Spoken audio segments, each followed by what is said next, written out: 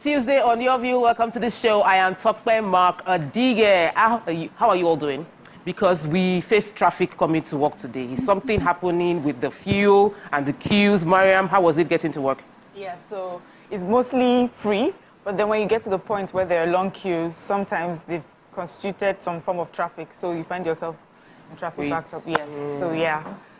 Oh, Amatu? Wow. Amatu did James Bond. I rushed in.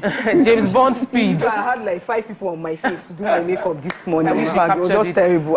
Honest. The queues are just so long, and then, Yeah. you know, I'm coming from a very far place, so we're just doing, in fact, with my zero tank, because my car is already showing red. Talk about that. For the It's first time I already bought showing petrol red. from black market. So, Oh. honestly. So the Very bad. challenge is, So we're genuinely, it wouldn't have been that bad if people just complied with the queue. The queue might be ridiculously long, but what causes the traffic is trying to overtake, trying to shunt to get in front might be a problem. Okay, so you look some pretty have though. You did not see 2-3 anything lanes. that happened today because the way you are just glowing. You know, She's flew from America. Exactly. we don't look like what we've been through. God has always been faithful.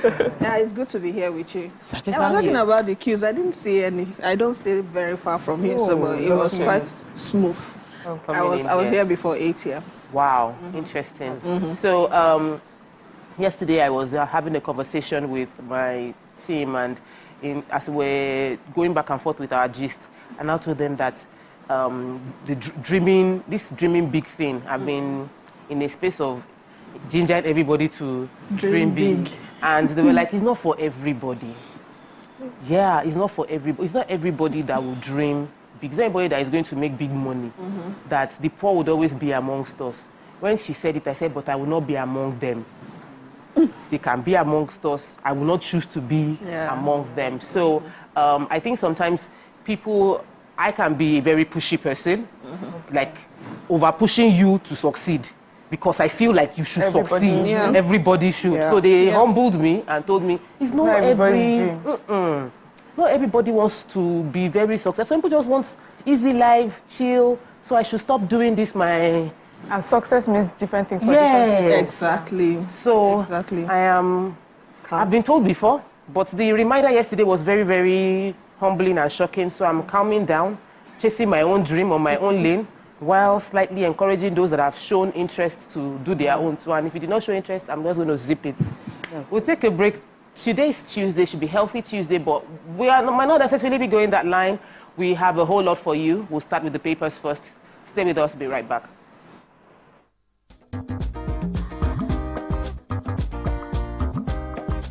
Stay tuned. Your View will be right back.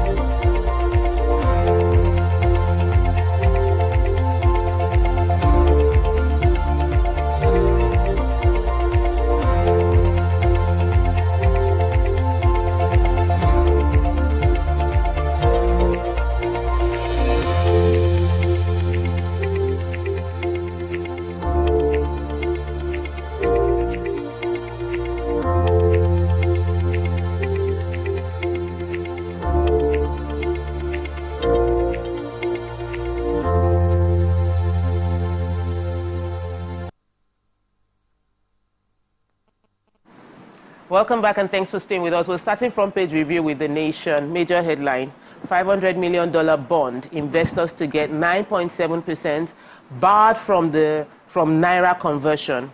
In other news, federal government begins disbursement of 200 billion to 75 big firms and MSMEs. 700,000 applicants have been verified. Then you see the picture of our president flying to France. No, he was not in the flying, about to fly to France, aboard a new jet. So we have a new jet right now. I wanted to say his videographer must be amazing. No, because it's not.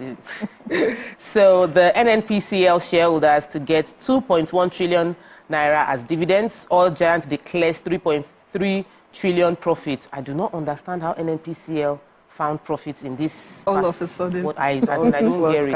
And everything. Alleged terrorism, alleged terrorism financing. Others, police invite NLC boss Ajero. Lawyers list agenda for CJN designate Kekere Ekun. President replaces NACON chair Arabi with Usman. And foreign banks should pay interest on stolen funds, says EFCC. Now, that is interesting, but what are we starting with? I have a story from NNPCL shareholders to get 2.1 trillion dividends, and they said Oil Giant declares 3.3 trillion profit, just as you said. How did it come about? So the Nigerian National Petroleum Company Limited posted a net profit of 3.297 trillion. That's for 2023. It announced that its shareholders will be getting like 2.1 trillion naira as dividends. Fantastic. And the figure it said represented an increase of the over 700 billion, which is about 28% increase from the previous profit of 2022, which was 2.548 trillion. And the firm also released its 2023 audited financial statement. And these people have been asking, just like you said, where did the profit come from? Oh, I just thought about it now that it could be dollar conversion. Yeah. With Naira devaluation made the money a whole lot more than it is, but the question is, why are they just announcing it? Because they've gone through bashing NNPC, you're just borrowing, you're not declaring profit. But it's good because this is 2023 profit. So I think they should do it more so people know that these profits are coming in, not just the borrowing. All right, Marmatu. Yeah, so I have the story of the federal government. They said they have started disbursement of the 200 billion to 75 big firms. This coming from the Minister of Industry, Trade and Investment, Doris Uzoka Aniti. She said 75 major companies will get 1 billion single-digit loan disbursement next month, while another 125 billion will be given out as loans to micro, small and medium enterprises, she said. And she also said that 660,000 nano beneficiaries, representing over 60% of the targeted 1 million, have received disbursement across 774 local governments. She said the Presidential Conditional Loans and Grant Scheme is a 200 billion initiative. MSMEs will receive 125 billion. Manufacturers will get 75 billion. A company can get as much as 200 million as a loan from the 75 billion to be paid back. This is a way of helping businesses grow and also helping the economy to grow as well. So let's see how that's, we hope that a lot of people start receiving their monies very soon. So let me quickly take the story of ECOWAS. It's not anywhere else. The EFCC boss, Olukoyede, was speaking at the network of National Anti-Corruption Institution in West Africa, and he said that the stolen funds from Nigeria, there will be a request to Western countries to pay interest on the stolen funds that are stashed away in those banks. He said this, saying that the issue of assets, because it was highlighting the challenge of many West African countries and the fact that a lot of revenue funds have been taken away from the West African and deposited over there. Even when they recover, there's no interest paid. So they will give example, or he gave examples of some of the funds that have been in those countries for a long time and what the accrued interest could amount to. But we're looking forward to if the Western world will be willing to pay interest on those amounts of money that has been stolen and hidden there. Moving on to the Punch, major headline. Tankers besiege depots as petrol shortage worsens. Independent outlets sell at 950 to a litre as black market hits 1,400. My goodness. Black market. Why I won't interfere in anti-graft agencies' operation, says Tinubu. Ogun FT, Ogun Free Trade Zone. Chinese embassy keeps mum on controversial deal. NNPC posts 3.3 trillion profit, declares 2 billion as dividends for 2023. Open defecation, Ogun plans Kara market relocation, mobile courts as well. NLC protests as police probe Ajero for terrorism financing. Tinubu panel, Dangote refinery agree on September petrol rollout. IG unveils 169-man squad against kidnapping. And opposition tackles presidency over new presidential jets. So what are we starting with? Yes, I have the open defecation story. So everybody hold your noses while I take this story. The Ogun State government has ordered the relocation of the Kara cattle market in the Isheri area of the state to curb the persistent open defecation by suspected hoodlums and homeless persons in the area. They said that the correspondent for Punch says that they've been monitoring activities along the expressway, and they observed that some sections of the expressway had become an eyesore, and there's stench oozing from the decayed number 2s, which commuters and residents have claimed that is putting them at risk. And so we have, in order to enhance public health and environmental sustainability, the Lagos State Environmental Protection Agency and the Ogun State Environmental Protection Agency as well, they launched a joint media campaign to ban open defecation along the expressway. So the Lagos State Commissioner for Environment and Water Resources, Tokunbo Wahab, was the one that disclosed that this campaign was something that they were doing together with Ogun State government on environmental protection matters, and to help bring awareness on the reasons why people have to stop doing that. But they're looking to, because first of all, spread of communicable diseases like cholera, the communicable disease, especially cholera, as you know, we have just suffered a lot of that recently, and then. Of course, aesthetically, airborne diseases. It's just terrible. So they're looking to relocate that market. Then also they're looking to build a mobile court, set up a mobile court to try offenders of that open defecation. But I'm just saying, let's also make sure that we have those mobile toilets, because there's one thing to say stop doing it. There's also another thing to provide places where people can use them, especially if it's a busy area. Those people spend the whole day there. Where do they go when they need to go? Yes, so that has to be. Okay, so IG unveils 169-man special squad. So the Inspector General of Police, Kayode Egbetokun, on Monday, he has inaugurated no fewer than 169 special intervention squad. So this set of policemen are the ones that will tackle banditry, kidnapping, and different crimes in the country. So speaking during the graduation ceremony of the officers at the Police Mobile Force Training College in Nasarawa, he said that these men will fill in the gap where we talk about banditry and kidnapping. So it's a good start, but the question is 169 men, can they handle the issue of banditry and kidnapping as we are facing, and that is bedeviling Nigeria presently? If we use intelligence technology, as in we use technology, we probably can narrow down without having to use a lot of, if this squad is for technology deployment, then the regular police officers can do the implementation of that, retrieving the kidnapping. So we need more information. So what story are you? It is. Okay, so I have the story of the presidential jets. The PDP and the LP are saying that they are berating the president, Bola Tinubu, led federal government, for purchasing a new presidential jet worth $100 million without the approval of the National Assembly. As you can remember, they seized 3 of these jets. Chinese government seized 3 of these jets, and they released one of them. They said the one that was released is luxurious and very, very, very expensive to maintain. They lamented that in a country where the people were still wallowing in deep poverty, the president shouldn't be seen purchasing a luxury jet like that. And I quote, he said, and I quote, there are so many shady deals being done by this particular government that the people are not holding them accountable for them. The purchase of the jet is only the tip of the iceberg. In fact, we heard that the president has allegedly bought a new car for himself. Interesting. So I said, okay, so this government has to come clean and tell Nigerians where it got the money for a $100 million worth of Airbus when the people are wallowing in poverty. No empathy or show of pity for the people.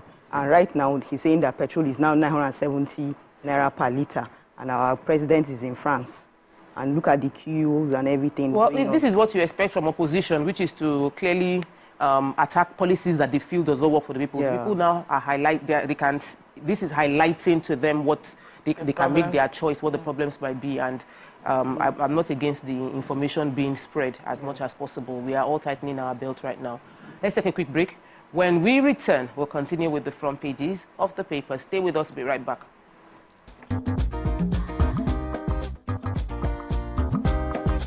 Stay tuned. Your view will be right back. Ladies and gentlemen, make welcome the grand comedian of the Federal Republic of Nigeria, Gbenga Adeyinka the First. OJ right here, 7 of 7, like you already know. Gbenga right here, 7 of 7, like I'm beginning to know.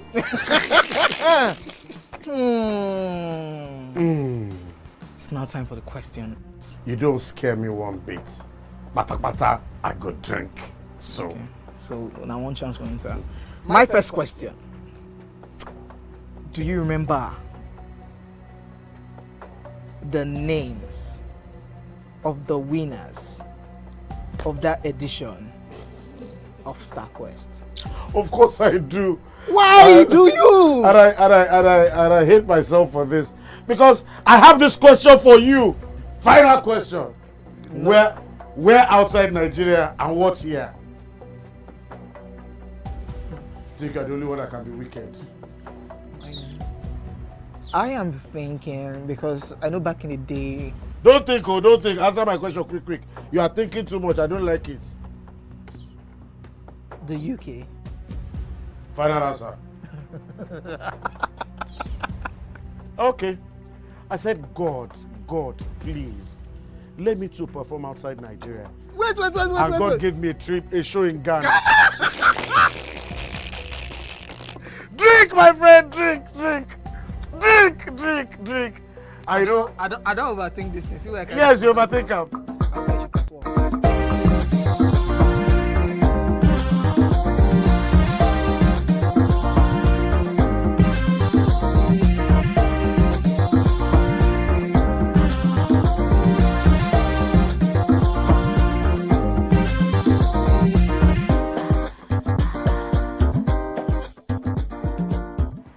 Welcome back and thanks for staying with us. We still have one more story in Punch. Yes, the major headline. So many tankers are currently at various depots in Lagos waiting to load petrol. And they're saying that the reason for, what we're experiencing is because of evacuation logistics. They said that some of the trucks have started loading the supply of the product by the NNPC. And that oil marketers confirmed the commencement of the loading as well. But they have expressed fear that the queues may not disappear until Friday. As we know, there are long queues everywhere in Abuja, Nasarawa, Niger, and neighboring states, as well as in Lagos. They also said that NNPC had vowed that the queues for petrol would end by Wednesday. And black markets, as we know, they said black markets has boomed all of a sudden. And so NNPC is saying Wednesday will be the end of the queues. The marketers are saying they don't think so until Friday. So we'll see how that goes. But they're just telling us it's really about evacuation. But we also have, other players in the field. We have that's Ipman, Independent Petroleum Marketers Association, the president. He was also talking about the fact the protests, all that accumulated. But that protest was since. Yes, he's just saying that all this has affected the reason why we're having all this challenge. The question is, at some point they instructed fuel stations to stop selling in gallons. So these black marketers, where did they get their products? Exactly. That's another thing. But he's solving problem right now. So let's not rock the boat too much. Yes. So he mentioned hunger protests, and he also mentioned dollar. You have to pay in dollar, and it's been hard for a lot of these marketers to get the dollar. Okay, moving on to Vanguard, major headline. TSA, fresh panic as federal government demands 50% of aviation agencies' revenue. Lots of damage being done to the aviation.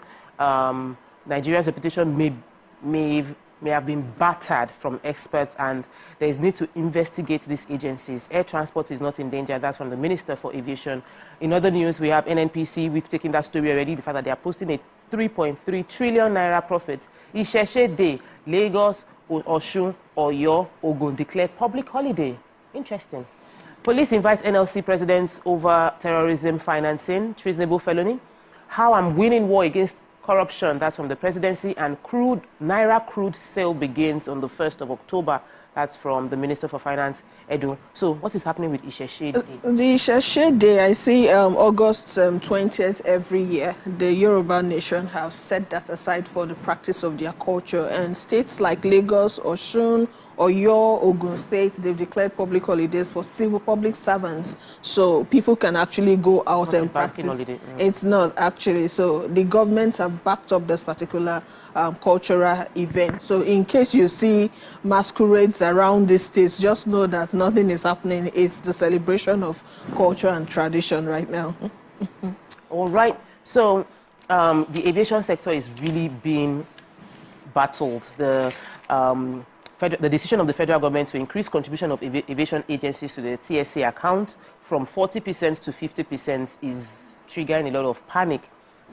Before now, there's been intense debate on how they should go about it between the operators and the conversation around the threat of all these charges to the aviation industry. Earlier this year, the Minister for Finance had complained about it, saying that in the circular that the super agencies are to remit 50% of their internally generated revenue. So usually what the agencies would have done is they would, when they make the money, they spend the things they need and remit the leftover.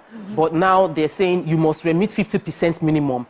Then it means whatever expense you want to carry out must fall within less than 50%. And barely 6 months after the policy came into effect, Vanguard is revealing that the air transport may be under threat as FAN, and that's the Federal Airport Authority of Nigeria, and the Nigerian Air Management Agency, NAMA, as well as NCAA, that's the Nigerian Civil Aviation Authority, are possibly cash-strapped because of the long-term implication, and the long-term implication of this being cash-strapped will be very there. The aviation, I feel like the minister is saying that there is no threat to the aviation industry, but experts disagree. Experts are saying that the Nigerians' reputation may be battered. The cost of travel has massively increased over this year, and many people are not traveling as much as they should. Airlines have also been grounded. If you recollect, Arik is not flying. Many other local airlines, many local airlines are always they are combining all their combining. It means you might book for 9 a.m. and you are going to travel. You get there at 6 p.m. or never 6 p.m. or never go as far as cancelling. So let's move on to we need help, Sha. And we need the minister to be more to approach the situation, not deny the situation, so that we are able to move this agency forward. You have a story in Vanguard. I have a story where the president said, "I am winning anti-corruption war." Oh. Are we sure he's winning there? Exactly. So he said so that he's winning against corruption, citing the strengthening of anti-corruption agencies and the political will to implement the ECOWAS protocol against corruption, among other measures. He said this in a meeting. They had a general a meeting at the institutions in West Africa, Nasiwa, themed strengthening regional cooperation in fight against corruption. And they said that he was represented by Kashim Shettima, that's the deputy president. Kashim Shettima said, corruption remains one of the most significant obstacles to the progress and prosperity of our nation. It undermines the fabric of our society, erodes public trust, and impedes the equitable distribution of resources. He said, over the past 1 year, we have worked hard to strengthen all the anti-corruption agencies in Nigeria by not interfering in their activities and ensuring they are adequately funded. We have also encouraged them to operate within the law. This is a template I recommend to other states within the region. They have not brought anybody to book so far. So I don't know how he is winning in fighting corruption. I'm sure the EFCC, the spokesperson would. They usually give updates on what is going on. Maybe it just wasn't captured there at the moment. Let's move on to Nigerian Tribune. In Nigerian Tribune, the major headline is that crude oil sales in Naira to Dangote, others begin. Mention the names of other companies now. A newspaper begin October 1st. First PMS delivery from Dangote expected in September. I've been expecting it for the past few months. Hajj scandal. Tinubu sacks Arabi as NACON chairman, names Usman as replacement. APC Folarin Buhari, others, other party leaders mourn as Omodewo Oyo chairman dies in USA. We've taken the story about the profits being posted by NNPCL. Also, we've taken the story about the president flying to France in a new Chacha private jets, presidential jets.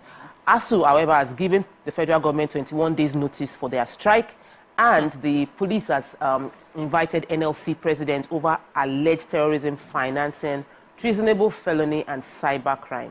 You have that story, Mariam. Yes, I find this a very interesting story as it's unfolding. I think it's been going on for a few days, but here we are today. So they're saying that the police has summoned the president of the NLC, Comrade Joe Ajero, for investigation over allegations of terrorism financing. These are heavy allegations, so treasonable felony, cybercrime, and other related offenses. It was signed by ACP Adamu Muazu on behalf of the Deputy Commissioner of Police, Intelligence Response Team.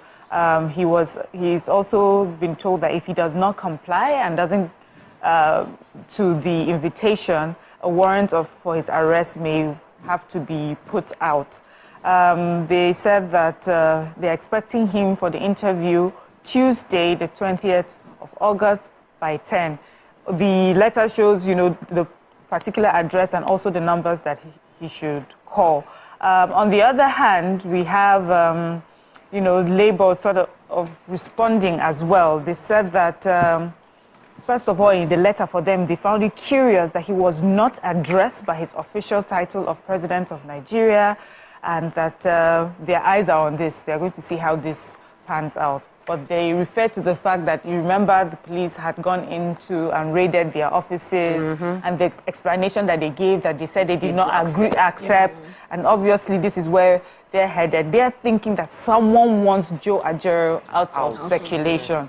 So we're watching. Let's see how this, when he sees the police today. So what I have here is Ogun State have joined other rice-producing states like Lagos, Kebbi, and we just saw that they flagged off the harvest of 200 hectares of farmland at Magboro Rice Farm in Obafemi Owode local government area of the state. So this farm is the brainchild of the Ogun State Economic Transformation Project, which is being supported by World Bank. And by what this means, it means that from the sales and production of this rice, people now have availability of rice. And they said this is just for 3 months, within 3 months. If they do this production in a year, 3 times a year, it's going to cater to the needs of Nigerians. And the most interesting part is they made 1 billion naira from this production in 3 months. So imagine if they have to do this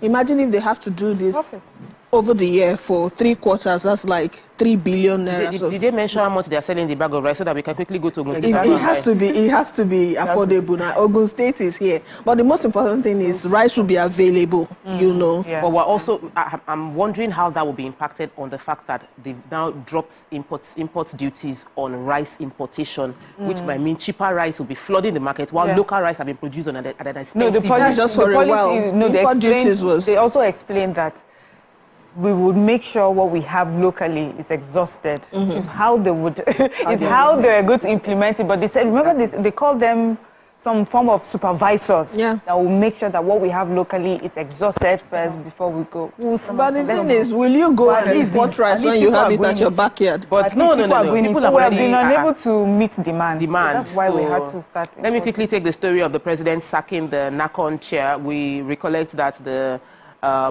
former NACON chair was an acting chairman of the National Hajj Commission of Nigeria. He's been embroiled in controversies by the EFCC. There's been investigation. He's been investigated by the EFCC. So the statement was released by Ajuri Ingilali that he is now being replaced by another person, Professor Usman, who is a renowned scholar with qualifications from 2 Islamic centers of excellence, University of Medina and the University of the Peshawar University in Pakistan. And he was the chairman he has also served as the chairman of the Kano State Pilgrims Board and successfully superintended the operations of large quota of state pilgrims in the country. So the appointment is subject to confirmation of the Senate, but there wasn't clear reason given for the removal of the former acting chair. We all just assume that it's because it's being investigated. The press release did not specify why it's being removed. There's a story of ASUU. That'll be the last story we can take. The ASUU being given 21. Yeah. Why is ASUU want to go on striking? But the agreement that they had with the federal government, it's not been honored. Yeah. It seems like they're just telling you, okay, we will do this just so you go and sit down at home, and it's not been done. Over 3 months so that one, they're saying is not even ultimatum. Get ready for the strike after 21 days. It's not affecting our politicians. It's not. The strike is not in any way affecting the people who we want to pressure to do what we want to do. So this strike is going to affect a lot of students, probably those who are about to graduate. It's going to affect the children of the middle to lower class that are in the universities, public universities. So what do you expect? I feel the pain of the ASUU, but I think that we need to find another way to pressure the government to actually... One thing with Nigeria, we were celebrating the loans that these students were getting and getting back to school. We're seeing the numbers. On the other hand, we're talking about 21 days and then... And again, you know, a lot of approvals have been made, 300 increase for judicial workers, private jets and all that. So ASUU will say, you talked about our matter before now, so why are you not fulfilling ours, you know? It be like say they show us food, you know, they give us the food, you know. That's how it is. All right, we'll take a quick break.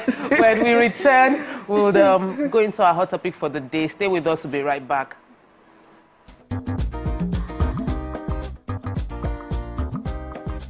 Stay tuned. Your view will be... Hey, my people, I greet you plenty. My name is Nachika Okeke. My name na Uwi Balogun. My name is Damilola Banire. My name na Moyo Faraway Ahmed. If you also call me Moyo, listen. And this na Abigail. And I dare on top your view pigeon. I'm going to bring you bass, boost. I don't get person will be single mother before. He carry another man show, say, now my husband be this. This na wetin you want. After that day, the man you no go see him again. If you snooze, you lose. If you miss this show, you miss out. On top this our show, I not dey gree for anybody. When you dey friend the husband, you not see sign say the guy smart, you don't vex, don't give signs. If they look for person we go give them to you, fact as he be. Men no dey ever get fault. If baby not there for her, na the woman. Talk no dey be person, you make person no fit talk true inside. But for this country, we know say if we open court in the morning, waiting no good, no good. Me and my sisters, hey, we go tanda gidigba for inside studio to give una all the latest information. We no even take responsibility for the children. Leave the man. And that's some poria.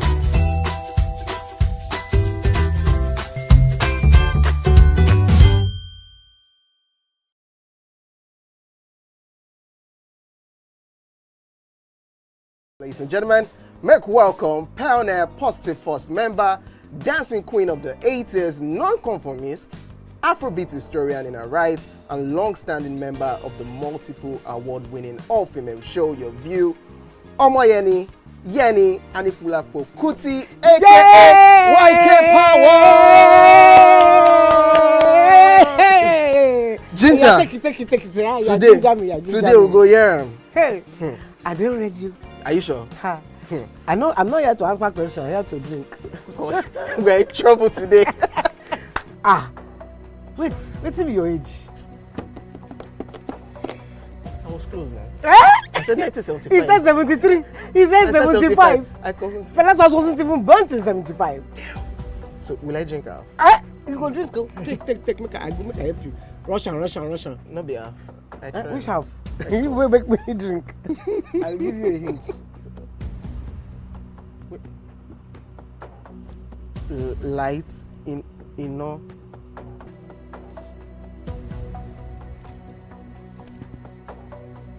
Nepa Road. Nepa Road in Abeokuta. First of all, my brain cannot memorize everything. A big black bug. A big black dog. Bug. A big black bug. Oh, sorry. A big. It don't start. Ọmọ Fẹlá. Ọmọ Aníkúlá Pókùtì. Wọ́n rò pé kí ni kékeré yìí. It's by Audison. It's not by Audison.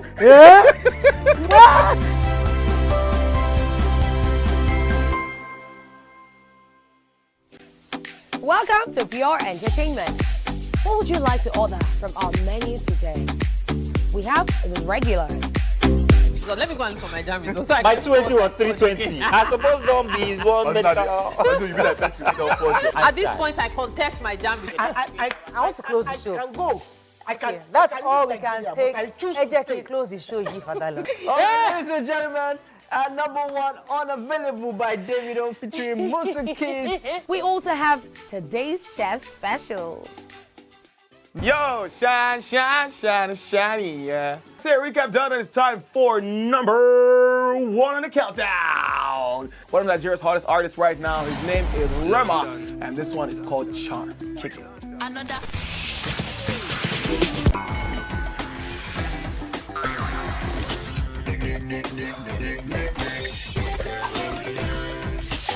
For dessert and a bit of nightcap, we have the nighttime and online specials. I want to start the gym, yeah? But do you know one thing that's actually keeping me back? You should start the gym, though. You're getting fat. Cricket. She says she does show dancing to empower women.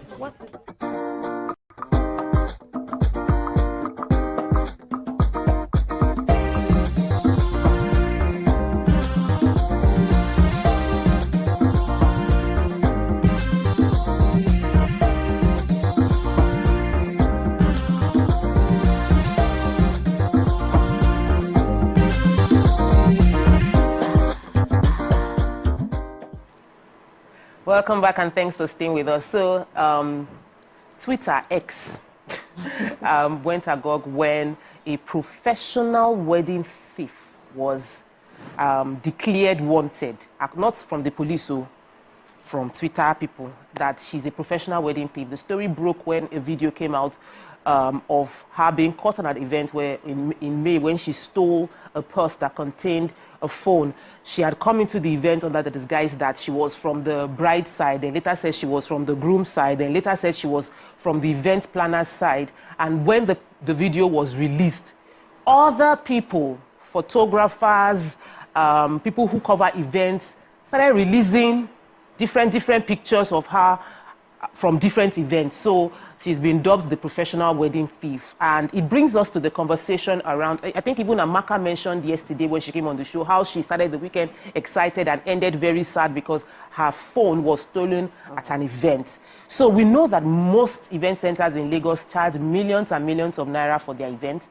And security is typically promised. Many events organizers even pay extra money for bouncers and all of that. Yet, there's a constant report of theft happening at event centers and celebrations within Lagos, within Nigeria. So we're discussing how can we do this better? What are the things the event centers are meant to deliver on? What can planners do to prevent this? How can the person who wants to do celebration would ensure that people that come celebrate with you don't end up being victims and sad of theft that happens around, sometimes even outside the venue by hoodlums? We are discussing all of that. You can join the conversation by calling us on 0810-764-1679 or call us on 090-241-63440. We'd like to hear from you. Tweet to us at TVC Connect, #YourViewTVC, or go on our YouTube channel, drop in your comments there. We'd love to connect with you and hear your personal stories if you've ever been robbed or your item stolen at a party. Mariam, we were discussing this one behind the scene yesterday about discussing what should be done, how we can be held accountable, and you shared a few things that I felt were very important, and I'd like to hear your opinion on this. Okay, so first of all, we're still saying allegedly because until she's caught and the police have named her or put out a warrant for arrest or something, so this is allegedly because she may come out and say I was not the one, but I've always said, for me, one of the biggest problems I find with events in Nigeria is that you have a space and has a capacity for, say, 200, 500, whatever, and we have 1,000 people, much more than that place can hold, either human traffic or vehicular traffic. And it does not make sense to me, because anything that can go wrong will go wrong when you over compress people, you know, in a space. And you hear of Nigerians trying to throw parties abroad, and they'll give a certain number of people, of guests that they're expecting, and pay for an event center that would hold those people. And usually Nigerians trust them. They come with much more than they had said that they were going to, and they walk them out. They close down their parties, because those people, what happens is that when something goes wrong, you can sue them. They pay for damages. Here, nobody pays for anything.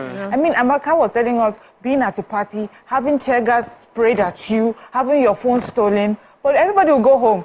The person that carries the liability is Jamaica, and all the other people that fell, that lost 2 phones. Yes, that lost 2 phones, or people who were coughing and choking under the fumes of the tear gas. Nothing's going to happen to the event planner. Nothing's going to happen to the person who was hosting, you know. So everybody will go home, and you wipe your tears, you cough out a lot of money again, and move on. But if people understand, if event planners also understand that your security is the guest security is so important, you will do better. And then you also insist on the number of people that can be in a place. Those are the people you are guaranteeing that you can protect, you can provide security for, you know. But because we want a little extra money, we turn a blind eye to a lot of things. There was an event I hosted once, and I remember the event planner, she was so particular about the electronics that were being brought in.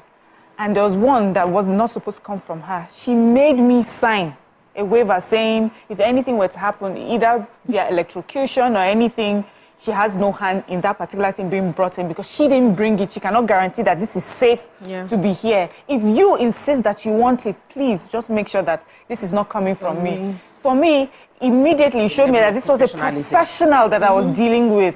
You know, we have events where our children go for you know, we've had an event, they'll go for activities at sports centers and things like that, and some incidents and accidents happen that shouldn't have happened if someone was doing the right thing. I'd like us to bring in the Adekoka is joining us on Zoom. So Adekoke is the person that unveiled, an event planner that unveiled this person. I would like him to give us first-hand account of what really happened. Welcome to the show, Adekoke. Are you there? Good morning. Adegoke. Okay. Maybe there's a delay in... But it was the one that brought it out on... Adegoke, welcome to the show. Yes, good morning. Volume. Okay, I'm still trying to... Can you hear me now? Good morning. Yes, definitely we can hear you now. Okay, good morning. Okay, so first let's change the app. Yes. Awesome, good to have you. Event planner. Good to have you too. Good morning. So it was at my friend's event and my friend's wedding. So apparently this is what happened. So this lady in question came. So the moment we saw her, first of all, we asked her, oh, who is she? She said, oh, she's the assistant event planner. So we're like, okay, at peace. So apparently when she was outside, she told the event planner that she was the bride's elder sister. so she was able to come in. So when the event planner saw her inside, so the moment they saw each other, everybody was cool. So we felt like, oh, we were all at peace. Until, so she was being jovial, she was doing everything cool. We're like, thank you so much. In our end, we're like, oh, good event planner, good assistant event planner. From the event planner side, we were like, oh, good elder sister, you are helping out with different things, you know, carrying the wife's clothes, you know, cleaning the room, saying, oh, makeup artist, be fast, oh, this, oh, bride, do you want to use anything? She was just so cool, and guess what? She had an all-access tag. How she got that, we had no idea. We had no idea. So she has an all-access tag on her neck, so everybody felt at peace. Until the wedding period, so everybody was praying. So apparently, I think how the money got missing, we had no idea until So okay, so this was what happened. They took all the money that was sprayed, and as assistant event planner, we trust you with the money. As the junior elder assistant to the bride, take the money. We trust you with the money. So they left the money in the room and left her in the room. We have nothing to be scared of. With the elder sister carry the money, no. With the assistant event planner steal the money. No, that was how the money vanished. So apparently, when I posted that thing, it was not just the money. The bride even trusted her with her own phone. She took the phone as well. So when I posted on Twitter, on X, formerly Twitter, guess what? 4 different people have come out to share their encounter with this same person with different picture angles. And what she does, I don't know how she gets her information about weddings. She will wear the same color. It's easy to get one. She will dress so nice. She will wear the same color of the ashwebi that you guys are wearing. So I posted, there's one I retweeted. The one in Songo, one in Ota, one in Shagamu. Different types of, different people have complained already on Twitter, on X, about the same lady with video angles and picture angles. That means she does this professionally. She's so good with it. They call it, but this one, so there is ice, there's money ice, but this one is wedding ice. So now she's a professional in this field already at this point. She's a professional in this field at this point because not 1, 2, 3 people are already complaining. About 4 different couples are complaining. The one I posted are different. One husband even said to me, said, his wife's family were accusing him that she's their family member. Because she stole her phone, she stole her wig, she stole their money. Same thing she does. She will lie to you that she's from this person's side, lie to this person that she's from this person's side. So she's a professional in this game. Okay. And this is a pandemic. This is a new pandemic that has come upon us. When we say pandemic, do you think it's widespread? I'm wondering if we know if she works alone. I don't think she works alone. I don't think she works alone. I don't think she works alone because... Yes. Why do you even have the information of because once you know the venue, once you know the clothes that they are wearing, once you know who the event planner is, who to go and talk to, that you are from this side, I am from that side. She doesn't work alone. It's an insider work. So thank you for sharing this online. Are you not scared of any form of backlash? Somebody can come and legal sue you to say you posted my picture with my face. I was not in any way involved in this. I hope you're not worried about that. Are you so sure?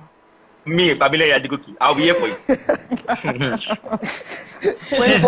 She will sue me and sue the foreign couple as well. Okay. So what we were having, as we were having the conversation, we were thinking more about what could have been done to prevent this. What could the event planner have done? Maybe the event center, all those kind of things. What would you advise based on the fact that you are on the streets, you are in this space? Wedding heist. So at the end of the day, to be honest, because for us to be able to get an all-access tag to start with, a vendor tag to start with, it's the work of the event. See, there must be an insider. Yes. You know, God knows this where we say, even strictly by invite, who knows where maybe she will even get invites. Maybe she goes to where they are printing invites and say, give me 2 sample invites. I want you to show clients. What about that? I know most of those invites, they will say, event by or planner. They've started writing planner's name on events on invitations. Who could have done? So we don't know where she got. She probably got invite from anywhere.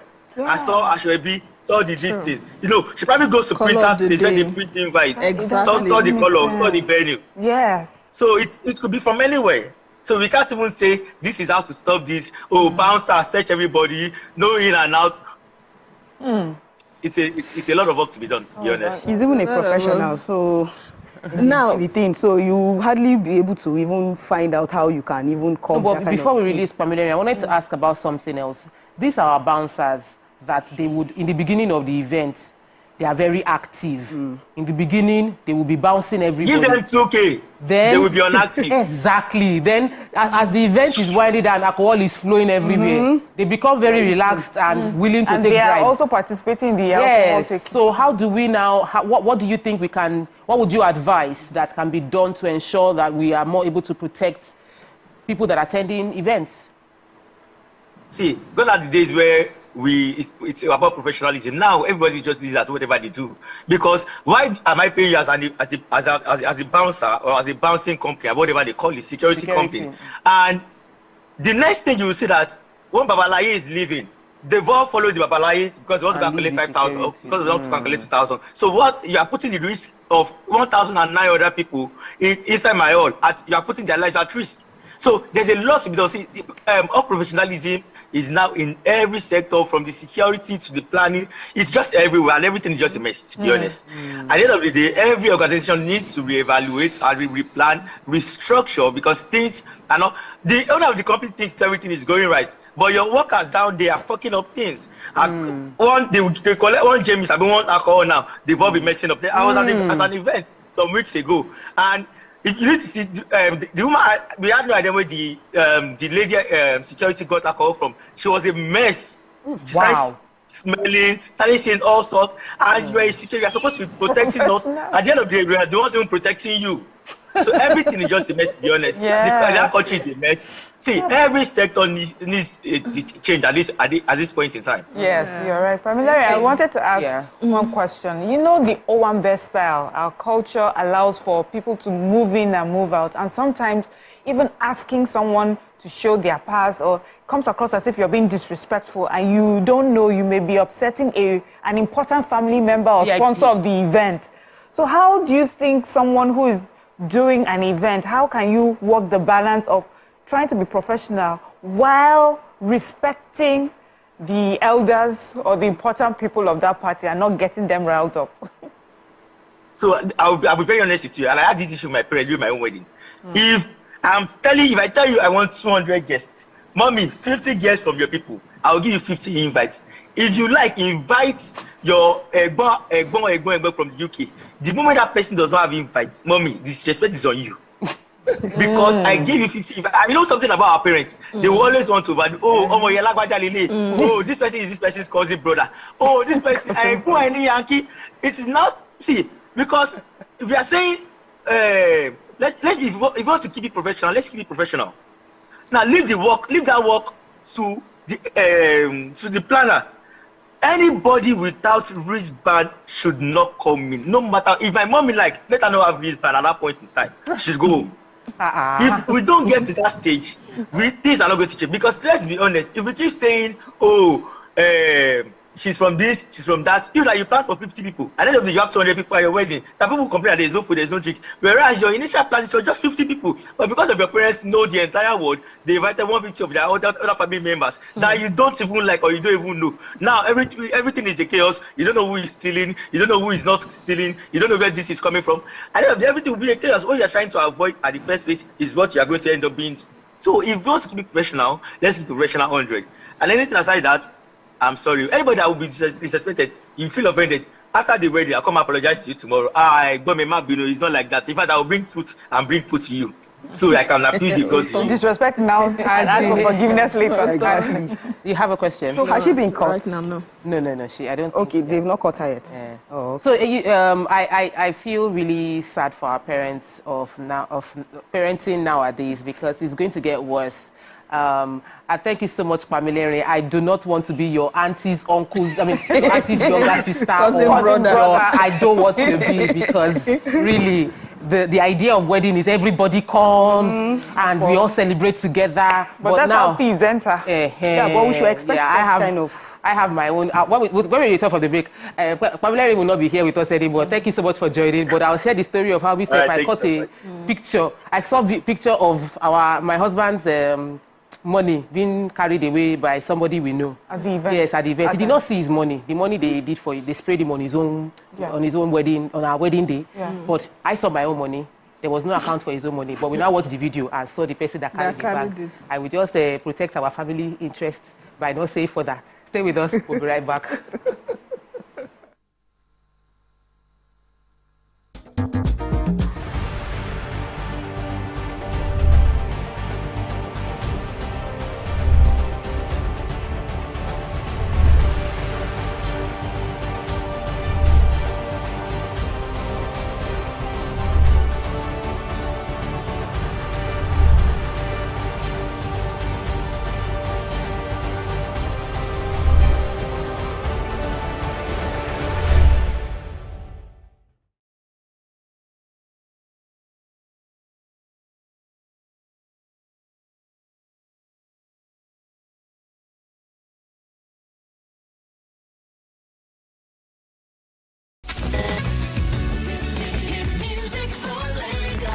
As the morning light filters in, the Max Breakfast kickstarts your day from the bedside. We bring you the morning vibe and plenty of ginger to start your day right. Join us on the Max Breakfast as we help you seize your day one step at a time. On Max Hits, we've got the ultimate playlist for you. We give you back-to-back. And all the biggest news from the world of entertainment, only on Max Hits. Area, waiting the apple, waiting the shop. Tune into our award-winning waiting the 102.3 Max FM. Lagos, Nigeria, you're welcome to the Max Drive. Whether you're there for inside motor, you're there for inside traffic, we're there for you with a massive going. You know what it is. It's the Max House Party. King Dion, DJ Charlie Shee. Let's go! 102.3 Max FM. Hit music for Lagos.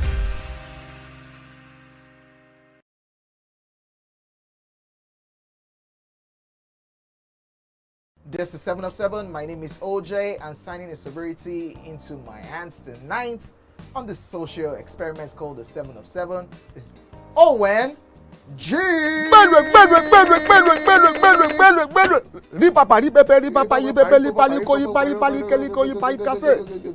is the name, or what was the name? You see, I want to make them better now. Rock Heart. No, of the goat when they brought it on stage. The name of that goat. Yeah. We should go there. No, that one easy now. I'm just drinking this so that I can ask him my own questions. It's not because of Buga. He didn't get it. You know. Okay. Mention 10 female stand-up comedians in Nigeria. See, just mention their stage name. If you annoy me, you will mention their real names and the year they started. And if you annoy me further, you mention the names of their husbands and the names of their children. Try me now. Okay, mention their name. No, let's just. No, wait. No, don't. No. Name, real name, stage name, husband name, children name. 10 of them. Even the 10. That's a lot. Eh? That's a lot. Did I cut your question for you? Yes. When you were happy now. With your hunchback. That was it. You are wasting time. We don't have time. See, my brother, before we go on a commercial break, you are stubborn. And I told you since. The fact that you play this your hair does not mean. You understand? See this bar hair you are looking at. It's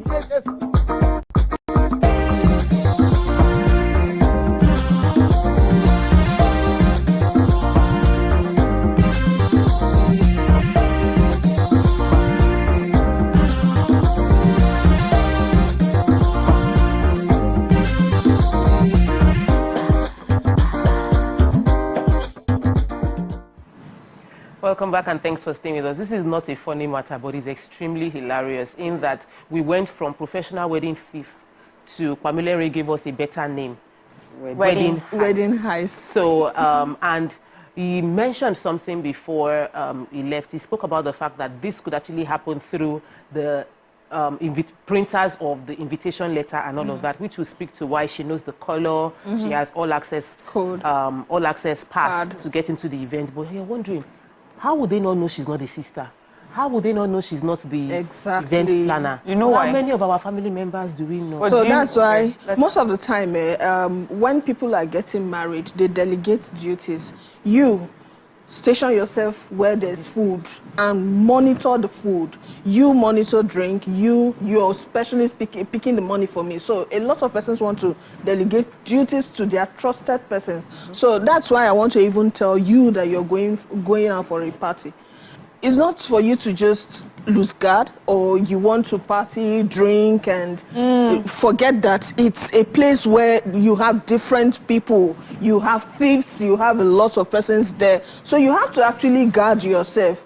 Places like that, you don't leave your items unattended to. Yeah. And I also think that most of these event centers, the security people should maybe enhance their workability by actually saying, okay, you that you're coming, sign a register, what do you have? If you go to a police station and you want to go and see someone, if you're having 2 phones, they tell you, drop your phones, they tag the phone. So if you're going to a party, what do you have? your gadgets. They went to go and parry. Yes, but for security reasons. What if you go into that place and then not lockers. Not lockers. That's too much. So what I'm saying is, if I'm going to your event and I have 2 phones, I sign it. I have 2 phones. I have this. I have that. And when you're going out, I will say you talking about Nigerian party or not too party? We are thinking of ways to prevent this. Because if we don't talk about the security, somebody can go in there with a bomb or something. Are you saying because it's Nigeria, we should allow it fly? So we should actually put these things into play. And then I'm wondering how, like you said, how she got into the circle to say, I am the bride's sister, I am the groom. Does it mean you don't know your family at all? No, let me tell you why that happened. Let me tell you why that happened. Well, we don't do a lot of planning in our country. A lot of things is feelings and vibes. Don't worry. No, we'll take care of this, we'll take care of this. We don't think about it specifically. What happens when this happens?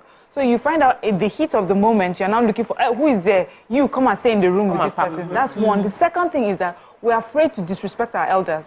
Yeah. So when someone says, I'm the auntie of the bride, you too, you just be TV. Because if you were to ask her, how dare you are not the auntie of the bride, then you now find out she's the auntie of the bride. You know that your matter has ended. So a lot of us want to err on the side of caution. So that's why. Can we now tell them when, I'm sorry, can we now tell them when we are inviting them? You know, most times when you send invitation, you say, convert all gifts to cash transactions. You can actually still tell them for security reasons, these are what will, the steps you're going to go through when you're coming to the event. I think you can make them know so that when you get there, you know that's what to expect. It's too much. I think it's too much for you just to come and attend my party. Then I will now start making sure that you are taking care of your... Just come, just be responsible for your... We need to be responsible for our items when we come, when we go to such places with plenty people, because even sometimes some of the guests are even thieves themselves. You don't know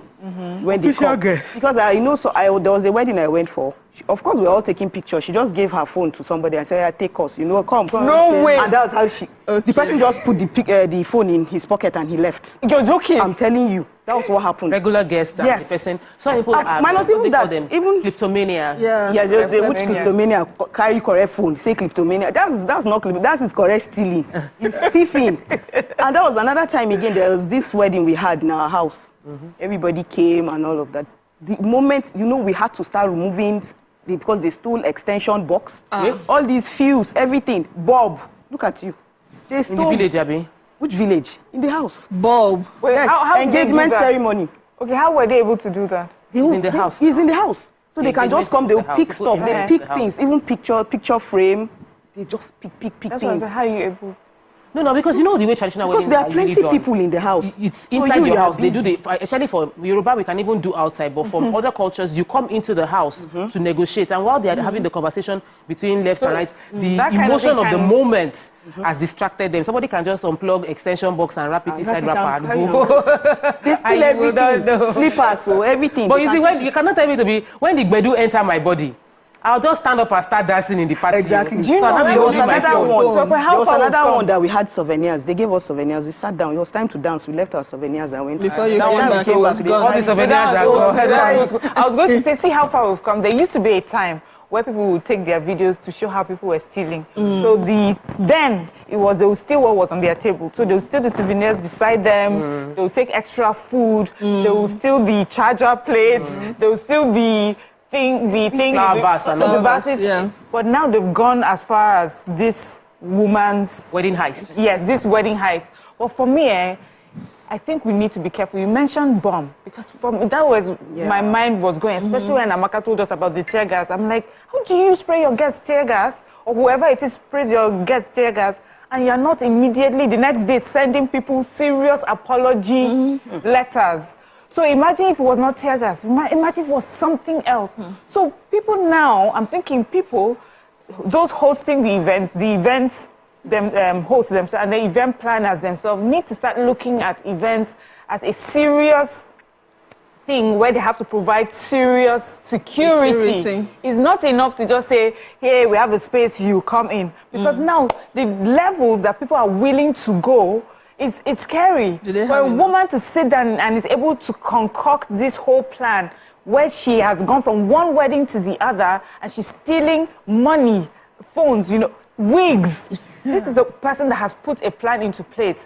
And you know one thing with this story, when you are hearing this story and trying to learn, people are saying it's not possible that the story get K-leg because it just sounds ridiculous. No, there are some people that are listening to the story and thinking, how can I up her? How can I do this better than her? And thinking, oh, so there is a space for something like this. What can we do? So, yes, event planners need to start thinking, what do they say about when the bird learns to fly without stopping, the hunter has to shoot without stopping. So that is how event planners should start thinking. Because what will happen is that next thing, hosts will start suing you event planners. How did I come for your event? You said you were going to provide me security, provide this. Then the bouncer got drunk at the event. Or imagine I'm at an event and then people come in and they ask all event people to lie down on the floor. Hey, how? Where? We'll not reach that level. We'll not reach that level. That reminds me. Meanwhile, you said something about overcrowding. So even if there's a CCTV camera and if you have too many people, if I've been to very classy events, like each table just had, see Mariah's mom's burial. It wasn't overcrowded. She was very particular because she didn't want, everybody had their table, the crowd was kept at a minimum, and that was because it was a huge struggle for her to maintain that capacity. The hall could take 1,000 people. They said we were only going to do 700, knowing that some people might come extra, it would spill beyond, but we'll not get to 1,000, so we can still coordinate and see each other. Have you gone to parties? I went to a wedding. Even with governor and see Davido's party now. Even big, you were struggling, and this is a professionally planned wedding, and the crowd was that much. That kind of place you can choking. Once you have overcrowded the venue, the likelihood of theft becomes higher because everybody just hit you like this. Your wristwatch has gone. They slap you, your chain your ring has fallen off because it is just so crowded. So we need to work on that crowd control element of our wedding. There was something that you said that for me, I said I have an idea for, where the lady knows the Ashebi. There was a party I went for.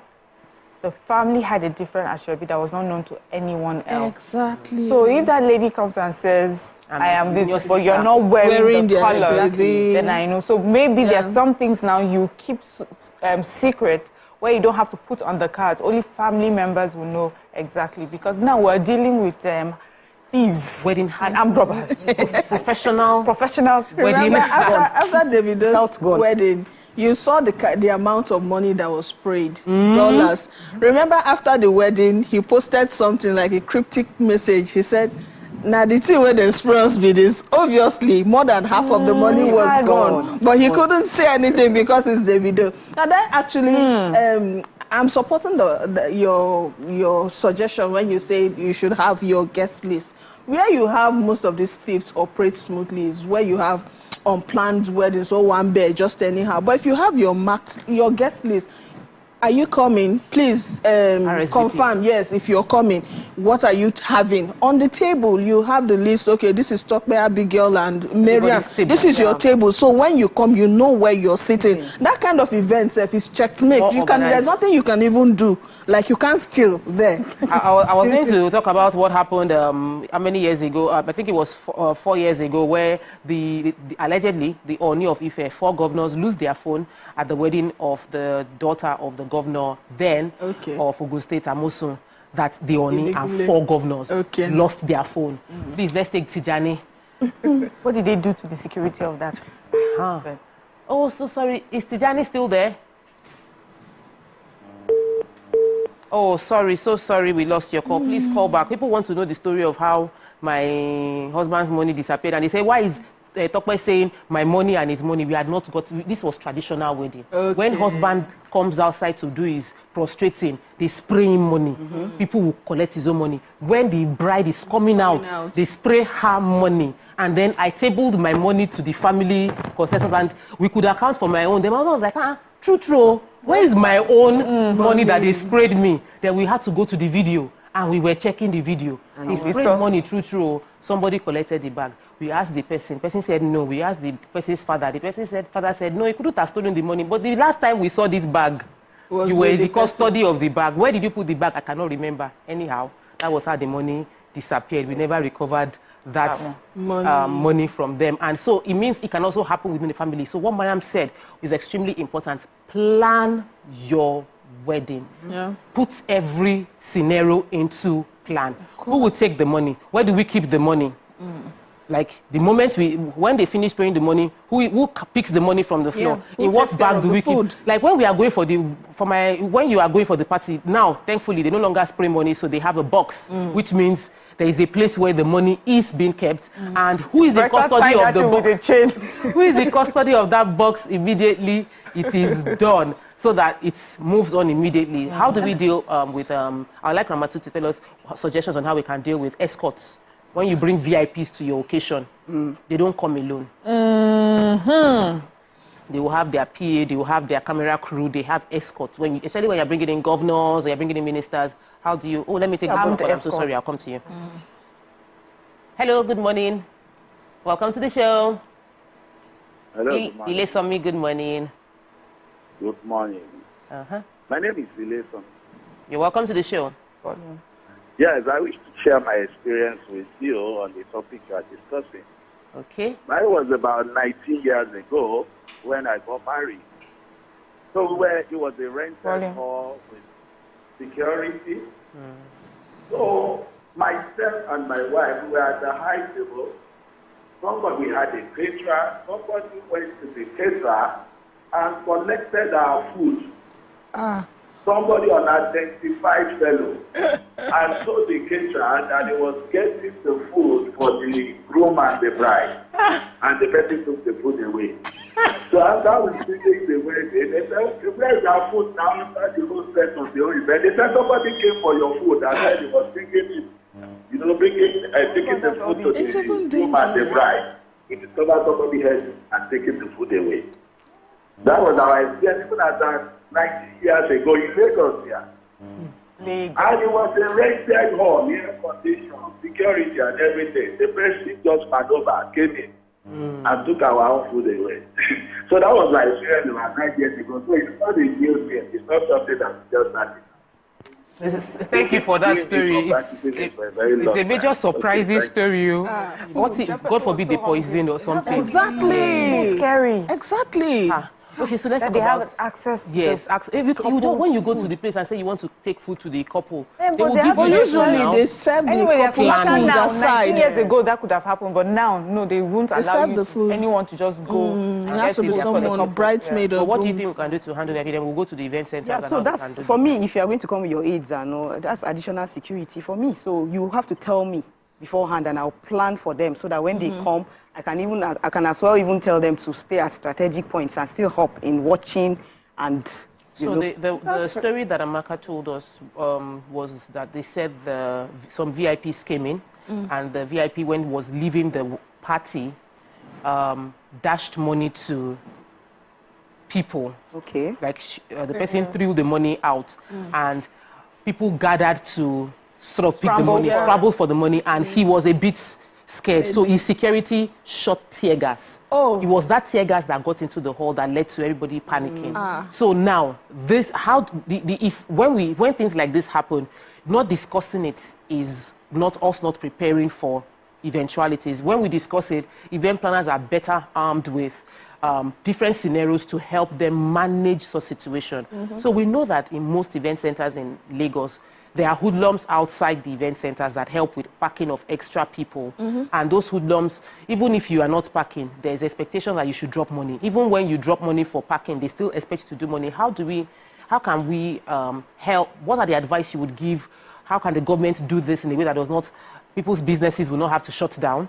What can the event planners do? What can the hall owners of the venues do to protect the people that are just there to attend a celebration? I know you wanted to say they should just have added security. They should just have a plan. Just as someone has contracted you as an event planner, you know you must serve food, and the person would have told you what they want to eat. You know that you must get the ushers, some of them. You have the security. The next thing is most of these people, they have planning conference. You sit down, you serve table this, table that. You that you're the security, you're taking care of this and you're taking care of that. Now, I wanted to say something to avoid missing money and all that. I think most people now use paper money, dumb money. They don't use the actual one. So you're sending directly to the couple's account, and then you're just using, is it the dumb money you will steal? So that works actually. And somebody was saying the guest list is the best because if you have RSVP'd and you're saying +1 or +2, they already know that you're coming with two people. The next is what's the name of the people that are coming. So from the gate there, what's your name? You look at the register, you think, I don't think that's too much to ask for an event. I don't think it is. You know, let me take this phone call. Zuliat has called in from Ojokoro. Oh, so sorry. Oh, sorry. All right. You know how we've always compared ourselves to Oyinbo? Like Oyinbo people that don't like to invite people for wedding, for party. Oyinbo people that I think Oyinbo people went through what we are going through today and learned their lesson, and now they're living the life that they're living right now because we're headed there. Remember when we used to throw parties and we'll say, come one, come all. You didn't have to know who was throwing it. Can we just go back there? When we do traditional weddings in the village, everybody in the village will eat. But we cannot do that anymore because we have heists happening left, right, and was saying that people had food. Good. Food was one of the least problems of most families. Yes. But now food is a major problem in most homes. No, I don't even think food is a problem. It's stealing. You can eat. It's stealing. Yeah, but don't steal. Yeah, so the thing is, because life is evolving, things are changing, people are weirder than they used to be. We are constantly taking steps to prevent, eventualities like that. So here we are now today, and I'm thinking that one thing I've noticed also with some people that want to throw big man party, you would pay for the hall, you pay for the food, but you don't want to pay enough for your security. Exactly. You don't want to pay enough for the planning. You don't want to pay enough for the food soldiers that will make sure that every event... Yes. But you want everyone to come and see this wow thing. But everything else that's supposed to make sure that you have the best party, the most organized party, you don't want to put your money in there. And, it does not speak well. So for me, if you want to show me your money, you want to show me your wealth, put the money in different places. Then I know that you have enough money to throw such a big party. If you don't have that sort of money, throw your intimate small wedding parties or whatever it is. That the family members will now say they are angry with you because you did not invite them. Good. Show has called in from me now. Welcome to the show. Good morning. Hello. Hello, good morning. Good morning. Welcome to the show. How are you? Very well, thank you. This your topic is an interesting topic. You see, let me share my experience with you. You see, this thing it has been long. It's just coming out in another dimension now. You see, like the last caller said, I had an experience too in Asia. I don't like sparing money, so my nephew was ready. I was okay. Let me just put the money in an envelope in my pocket. Let me just go and dance and then drop the envelope to them. Before 2 minutes, I never. The envelope in my pocket has disappeared. I never knew who took the money. So this thing is a nice topic. And again, I want people that are listening to be aware and to take note that there is a lot of things that happen during wedding. So they can steal your phone, they can steal your money, they can steal your souvenir. So it's very important. If you are going for an event, make sure you are prepared. Always guiding. Always guiding. My husband, I always feel bad when he says I cannot take my 2 phones when we are going to a party. We drop one in the car. Why do you need to carry 2 phones? Only one is enough for you because you're going for a party. I'll be like, this one is business. This one is personal phone. Take one.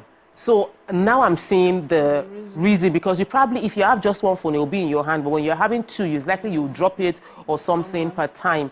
And that vigilance is important. But I think that is the caller alluded to the fact that it's not something new. It's always been happening. It's just that they have become more professional in how they are doing it now. It's now a professional. It's like the way they've turned from kidnapping basic one into now is now a career path for them to do. So we need to start curbing it fast before people start aspiring for it. Of one wedding story that we took on here about a lady who I think she was celebrating her 70th birthday. It was a huge milestone. And she took the phone and was cursing the guests at the party because she found out that those who paid for Shebi or in one way or the other contributed for that party happening were outside, and people were seated at her event, dressed in the ashwabi that they did not pay, that they didn't buy from her, and she was cussing them. And, you know, at that time, I said that I thought that they deserved it, you know, and people were like, no, why would she do that? She's an elderly woman, why would she not? For me, that's another form of stealing. When you go and buy the ashwabi in the market and show up for the party. You are not part of the party. You have just done what this woman has done, where she would get, you know, where she would go get the colors, come into a party, and because of those colors, she has access to places she shouldn't have access to. So when you do that to other people for their parties, that's what you're doing. You may not go as far as this heist, but you're sitting on someone's seat that deserves to be seated there. You're eating the food for someone that deserves it. Meanwhile, that person is on the outside. Yes, but you know, this is where the least comes to you. Let me take Michael from Ikorodu. Michael has called into the show. Good morning, Michael. So sorry. So you were going to say... Yeah, so this is where the list comes to play. You understand? If there was a list and it was well planned, those ones will not be outside. Because the ones that will come in, of course, they'll be like, you are not supposed to be here. Stay outside. And then the ones outside... you know that there was a time that they'll say, if you don't wear ashwabi, you will not eat. Yes. Ashwabi was the way to enter. So what they will now do, they will now, if you will buy ashwabi, 5 yards, then 3 of us will now say, just give us one more yard. You now see that they'll use the ashwabi just for the upper parts, and they'll use another fabric for the middle. You don't see. We used to do. Some people I will never forget at YK's nephew's wedding, because the way I bought my full ashwabi, the way I sold mine was just a bit of it. And Ketensha was giving out gifts, and she passed me. I said, Auntie, why did you pass me? She said, oh, your own is only here. So she gave it to me. You know how they say that? People who sell ashwabi, you know, if this thing is 10,000 in the market, they sell it 20 or 30,000, and sometimes they buy souvenirs. So some people will say, this market that we know is 10,000, you're selling it. I will go to the market and buy it. But what I wanted to point out is, okay, let me take this call because if Ifeoluwa is an event planner and she has called into the show, we'd like to get more event planners and bouncers to contribute to this conversation. Welcome to the show. Good morning, Ifeoluwa. Good morning, ma'am. All right. I'm calling from Lagos. I'm an event planner. My brand name is 247SL. So I just want to share my little experience, my opinion on this program this morning. So all of these things, a perfect event, a satisfactory event falls back to the client. We have problems as an event planner due to the fact that the clients increase their number of guests. They will tell us 400 guests. At the end of the day, we're having 700 guests. Even the top event planners they are all facing this challenge. So having TIFF as a venue is not our fault. There's no how we can manage this 100% because the clients have to help us. If the clients are not helping us to manage their guest list, there's no magic the event planners want to perform. Exactly. Some people will tell us, don't you know me? I'm the bride's mother sister. Yes. My guest list. Even the clients themselves on the day of the event, they will say A, and at the end of the day, we are having B. We have a plan. When it comes to guest list, they are starting everything. They don't follow it's frustrating. They don't follow the procedures. Yeah. So there's no, and again, we have another challenge we have is vendors. Even the top vendors in the event industry, we don't have professional vendors. We are lacking professionalism in the business. Professionalism. Thank you so much, Ifeoluwa. If you go abroad, I travel abroad very well frequently. I see how they do their things. For Nigerians, caterers, even they don't put in their best to be very professional. Bouncers, even if you pay them 50,000 today, the top of the top will still collect it. It's not about the brand. It's the people they are employing.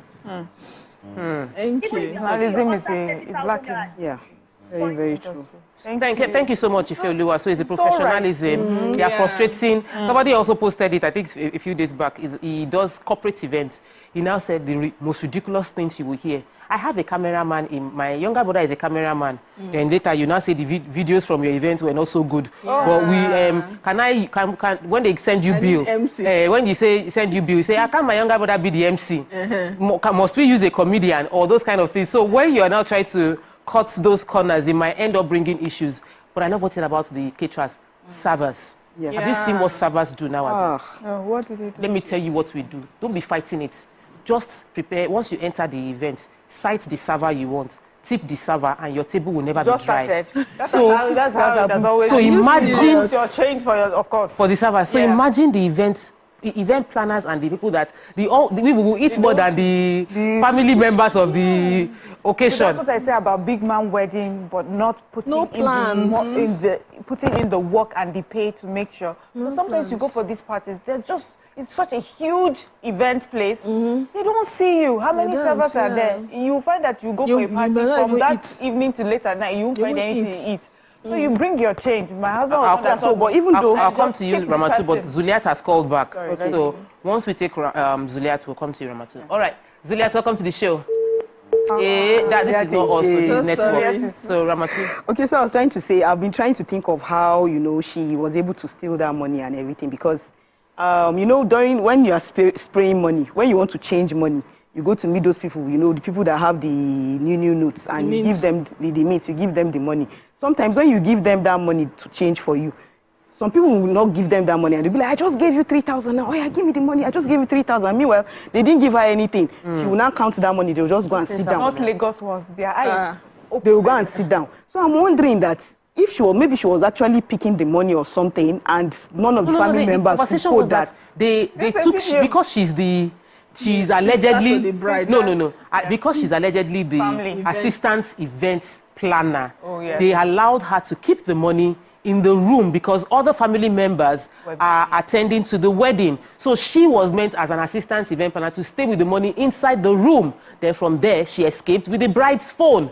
While the event planner will be thinking, the reason she's in the room with the money is because she's the bride's senior sister. So the lack of communication, that gap, professional is the professional. Yes. I don't know if you guys have seen Oyibo movies where when they notice that someone who was not invited found their way to the wedding, they'll be so insistent on making sure that person leaves. In my mind, I'm like, the person is already there. Why are you people so... what is it? Just let the person eat. But now I see it, is that anything could happen. If you're not meant to be... It's a security breach. Why are you there? For them, I'm sure they're not thinking you came to eat food. Yes. They may be thinking you've come here to destroy something, either security or to steal from them. So we have to start thinking like that. Please, with the economy too, let's even try and make our parties smaller. Really, because the smaller the better. For those of us that because for those of us that come, because I'm not throwing parties, I only go for parties. For those of us that come, who would like to sit at your party and eat a sumptuous meal. Because sometimes we decide not to eat because we're coming for your party. Then we'll come and then we'll not be hungry and now go to a restaurant after. It's not fair. It's not fair. Go to the restaurant in the beginning. I think on this note, we're going to round off this conversation. I want to say one last thing. It's the audacity for me. People are no longer scared of consequences. So imagine if you see this lady and you punish her. But I tell you, if they find this woman now, they want to punish her. You see Nigerians who bring pity party. Don't do it. She's poverty. But I think people should be made to know that there are consequences of their actions. But that tear gas party, I'm sure that thing will have scattered. Yes, that will have scattered. Because I've experienced tear gas is terrible. Yes, that's why. That was why they wanted to steal more things. But in conclusion, when planning for your event, please do not ensure that you can take care of those you're planning for. Your event center can handle those you're planning for. Plan for every scenario. There are many professional wedding thieves or professional party thieves, and even what they call them wedding heists that might be taking place. So prepare ahead for people like that might be showing up at your wedding.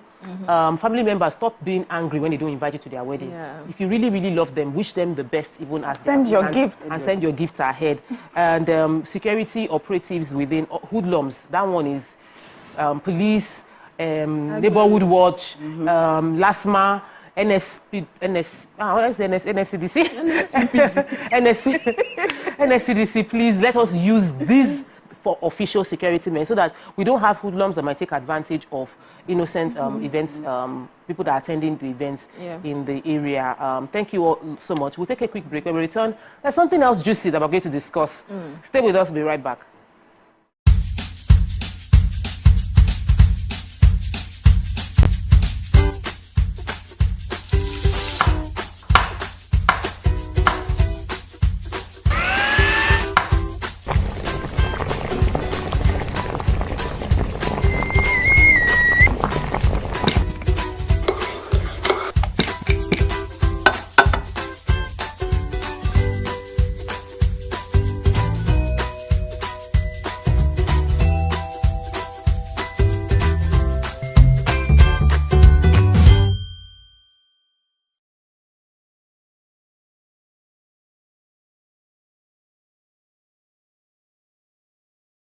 Ladies and gentlemen, make welcome the grand comedian of the Federal Republic of Nigeria, Benga Dainka the First. OJ right here, 7 of 7, like you already know. Benga right here, 7 of 7, like I'm beginning to know.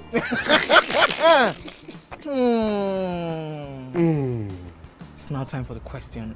You don't scare me one bit. Bata bata, I go drink. So, okay. So now one chance for Inter. My first question. Do you remember the names of the winners of that edition of StarQuest? Of course I do. Why do you? And I hate myself for this.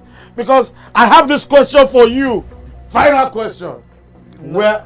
Where outside Nigeria and what year? Think you're the only one that can be wicked.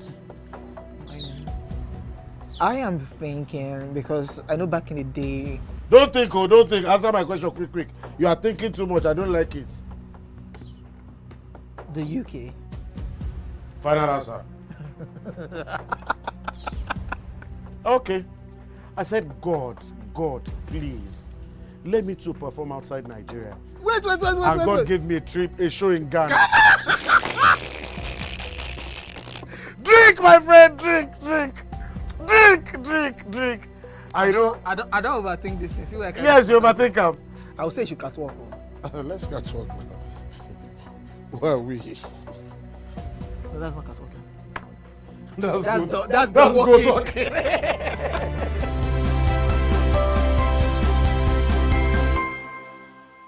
Ladies and gentlemen, make welcome Pioneer Positive Force member, dancing queen of the 80s, non-conformist, Afrobeat historian in her right, and long-standing member of the multiple award-winning all-female show Your View, Omoyeni Yeni Anikulapo Kuti, aka YK Power! Ginger, take it. Today we'll go here. Hey, I don't read you. Are you sure? I'm not here to answer questions, I'm here to drink. We're in trouble today. Wait till your age. I was close now. I said 1975. He said 73. He said 75. Fellas wasn't even born till 75. So will I drink half? You go drink. Take. Make I help you. Russian. No be half. Which half? You will make me drink. I'll give you a hint. Lights in no.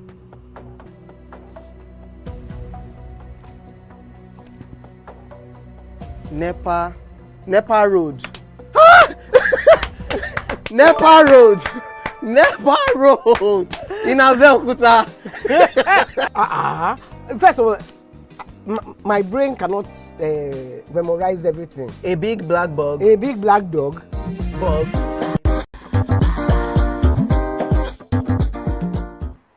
Welcome back and thanks for staying with us. So we're moving on to Yemi Alade's post. Yemi Alade has said that you don't know, he said, until you have a quarrel with your friend or partner, you will never know the true depth of that relationship. Put ship and put canoe there.